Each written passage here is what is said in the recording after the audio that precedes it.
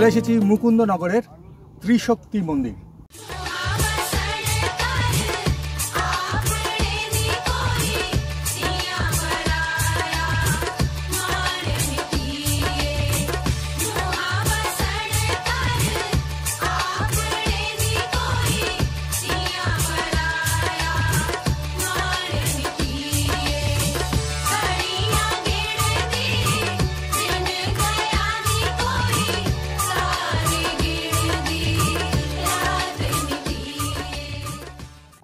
চলে এসেছি মুকুন্দনগরের ত্রিশক্তি মন্দির। আমার ডান দিকেই আছে এই মন্দির, আর আমার ঠিক পেছনে বয়ে চলেছে গঙ্গা। ভীষণই সুন্দর এই জায়গা, ভীষণ সুন্দর জায়গায় রয়েছে এই মন্দির। এই মন্দিরের ভেতরে কি আছে সেটাও দেখাবো আপনাদের, মন্দিরের আশপাশটাও ঘুরিয়ে দেখাবো, আর এখানে কিভাবে আসবেন সবটাই দেখাবো। So stay with me. আর যারা আমার এই চ্যানেলে নতুন তারা কাইন্ডলি সাবস্ক্রাইবটা করে দেবেন। তো চলুন শুরু করা যাক ট্রিপ। ত্রিশক্তি মন্দির, মূল মন্দিরের সামনেই এখানে রয়েছে একটি শিবলিঙ্গের আদলে তৈরি আরেকটি মন্দির। এখানে অবশ্যই মহাদেব অধিষ্ঠিত আছেন। এর ভেতরে ওনার একটা ছোট শিবলিঙ্গ রয়েছে। এখানে তিনজন রয়েছেন, আদ্যামা, মা ভবতারিণী এবং তারামা। সেই কারণেই এই মন্দিরের নাম ত্রিশক্তি মন্দির। আর মূল মন্দিরের সামনেই অধিষ্ঠিত রয়েছেন স্বয়ং মহাদেব। এই মন্দির চত্বরে একটা ছোট্ট একটা জলাশয় মতো আছে, এবং সেই জলাশয়ের মাঝখানেও আরেকটি মন্দির, এটা এখনও তৈরি হয়নি, তৈরি হচ্ছে। আর এই জলাশয়ে বেশ কয়েকটা কচ্ছপ আছে। ওই যে একটা এদিকে আসছে একটা। আমার আজকের এই ট্রিপে আমি পার্টনার হিসেবে পেয়েছি আমার পাহাড় পথের আরেক সঙ্গী সুপ্রিয়া। ওর একটা কোড নেমও আছে, মানে অ্যাকচুয়ালি আমাদের টিমের মধ্যে ও সব থেকে জুনিয়র, সেই জন্য আমরা সবাই ওকে বাচ্চা বলে ডাকি।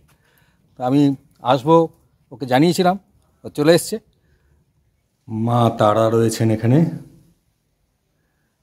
আর তার পাশে বামা খেপাও আছেন। তারামার পাশেই রয়েছেন মা ভবতারিণী। মা ভবতারিণীর দুই পাশে রয়েছেন ঠাকুর শ্রীরামকৃষ্ণ এবং মা শারদা, আর তার পাশে বিরাজমান আদ্যামা।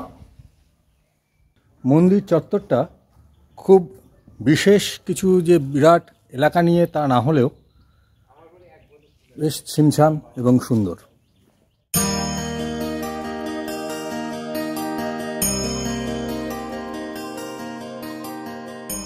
মন্দিরের আশপাশটাও ভীষণই সুন্দর। ডান দিকে বয়ে চলেছে গঙ্গা, আর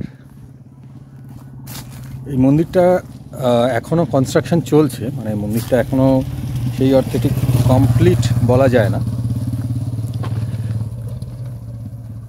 বেশ গাছপালা, একটা প্রাকৃতিক পরিবেশের মধ্যে এই মন্দির। মানে এখানে এলে শুধু যে বাবা মহাদেব বা মা তারার দর্শন হবে তাই নয়, বেশ কিছুটা কোয়ালিটি টাইমও আপনারা স্পেন্ড করতে পারবেন। মন্দিরের ভেতরে শুধু শিবলিঙ্গ নয়, এখানে মহাদেবের মূর্তিও রয়েছে।